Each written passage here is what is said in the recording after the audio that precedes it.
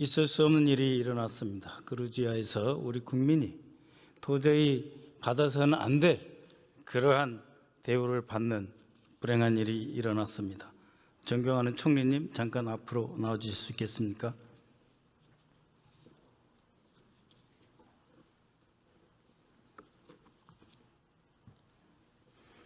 네, 우리 국민들이 많이 상심해 계십니다. 특히 그때 억류되었던 당사자는 물론이고 그 가족들은 또 얼마나 상심이 크시겠습니까?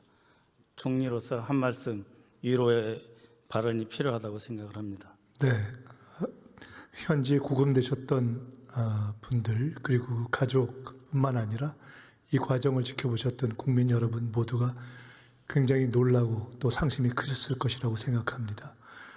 대단히 송구스럽다는 말씀을 드리고 다시는 이런 일이 재발되지 않도록 저희들이 최선을 다해서 해결책을 찾아내겠다는 말씀을 올립니다. 네, 이재명 정부가 출범하였습니다. 많은 어려움과 도전이 있습니다. 그럼에도 불구하고 여전히 내란은 끝나지 않았습니다. 술에 취해 출근도 하지 않은 대통령, 뇌물을 받고 관직을 팔아먹는 영부인, 국가를 사유물로 취급하다가 정권이 뺏기면 처벌받을까 두려워 마침내 군대를 동원해서 반대파를 싹쓸이하고 영구 집권하겠다. 그것이 12.3 내란입니다. 총리께서 보시기에 윤석열이 쓸어버리겠다고 한 반대파의 대표가 바로 지금 우리 대통령인 이재명 민주당 대표였습니다. 어떻게 생각하십니까? 네, 민주적이고 합법적이 아닌 방법으로 권력을 계속 추구하고 유지하려는 끝이 군사 쿠데타로 된 것이 참으로 우리 민주공화국에 큰 상처를 남겼다. 그러나 결국은 사필귀정이 되었다 이렇게 생각합니다. 네, 윤석열과 그 일당은 먼저 정치 검찰을 동원해서 이재명 대표를 사법적으로 주기를 했고 나아가 부산 가덕도에서는 테러를 가해 이 대표의 생명을 빼앗으려고 했습니다. 이 모든 것이 실패하니까 지난 겨울 내란을 일으킨 것이라고 생각합니다. 어떻게 보십니까? 네, 비슷하게 봅니다. 네, 총리님, 김상민이라는 사람이 있습니다. 현직 검사 신분으로 김건희에게 그림을 갖다 바치고 국정원장 법률특보 자리를 꿰찬 뒤에 김건희에게 매감 매직 사건을 일으킨 바로 그 당사자입니다. 그 당사자가 이재명 대표 테러에 대한 판단 보고서를 썼습니다. 한번 보실까요?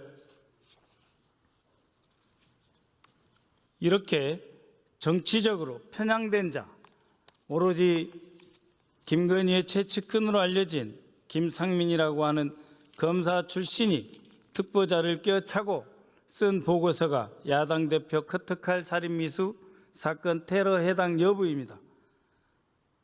커터칼 살인미수라고 말하고 있습니다. 저게 말이 됩니까? 어제도 말씀드렸지만은 일반 국민들의 상식에 비추어 볼 때 커터칼이라는 규정 자체가 사건의 성격을 축소하려는 의도가 담겨 있다 이렇게 평가됩니다. 네, 이 국회에 올리기도 어려운 정도의 흉기, 바로 그러한 것을 놓고 커터칼로 윤색해서 테러가 아니다라고 주장을 하고 있습니다. 그런데 실제로 국가정보원에서 공식 법률 판단 조직은 법률특보가 아니고 기획조정실준법지원처입니다. 준법지원처에서는 같은 사건을 두고 이재명 대표에 대해 개인적인 원한이 없는 자가 정치적 동기에 따라서 저지른 행위이기 때문에 테러 가능성을 배제할 수 없다라고 결론을 내렸습니다. 그런데 국가정보원은 지난 5월 14일 정식 법률 검토 조직도 아닌 김건희 최측근 특보의 판단을 가지고 총리실 대테러센터에 테러가 아니다 라고 답변을 줬습니다. 그것도 문서가 아니고 전화로 구두 통보했습니다. 총리실은 자체적으로 이러한 명백한 테러 사건을 테러로 지정해야 되지 않겠습니까? 네, 의원님께서 아시다시피 총리가 위원장으로 있는 테러 대책위원회가 있습니다. 네. 그런데 그 관련 규정을 살펴보면 정책을 다루게 되어 있고 물론 마지막 항에는 특별한 사안을 규정해서 그것을 심의할 수도 있게 되어 있습니다만은 현재 여러 가지 그 규정상으로는 테러라는 규정을 하는 것은 국정원에서 하게 되어 있습니다. 예. 예. 그래서 그 관련한 조사나 감찰이 진행되고 있는 것을 알고 있고 어제도 천준호 의원님 질의에서 말씀을 드렸습니다마는 사실은 1차적으로 이것이 국회 정보위 등을 통해서 국정원에서 1차 확인되면 더 효율적일 것 같다라고 말씀드렸고 그러나 그 과정을 거치고도 이것이 좀 명료하게 되지 않는다면 그때는 저희로서 그 이후의 조치를 불가피하게 판단하겠다 하는 말씀을 어제도 드렸고 오늘도 다시 드립니다. 네. 총리께서는 국무조정실을 통해서 국가정보원에 정식 문서로서 테러 여부를 확인하시고 그에 대한 판단 또한 문서로서 받아보셔야 한다고 생각합니다. 5월 14일 국무조정실이 테러라고 지정하지 않았습니다.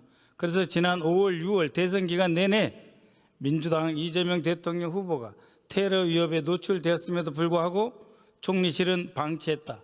저는 결국 테러를 조장했다라고 보고 있습니다. 그래서 방금 말씀도 계셨지만 다시 한번 강력히 요청드립니다. 즉시 감찰반을 가동해서 총리실 산하에 있는 대테러 센터부터 국정원까지 모든 의혹을 전방위적으로 조사해서 그 실체를 전모를 밝혀주시기 바랍니다. 그 요청에 따라서 제기하신 요청에 따라서 해야 할 일을 하겠습니다. 네, 계속 질의 드리겠습니다. 올해 2월 4일 국회 내란 국저특위 청문회에서 충격적인 증언이 있었습니다. 정보사 HID 부대장 출신 박모 장군이 직접 나와서 노상원 전 정보사령관으로부터 대북 작전 임무를 마치면 그 임무 종료 후에 요원들을 제거하라 하는 지시를 받았다는 것입니다. 어떻게 제거하라는 것이냐라고 하는 본 의원의 질문에 대해서 조끼를 입혀서 폭사시켜라 하는 증언을 하였습니다. 화면에 보시면 이것은 폭사 장치의 실물입니다.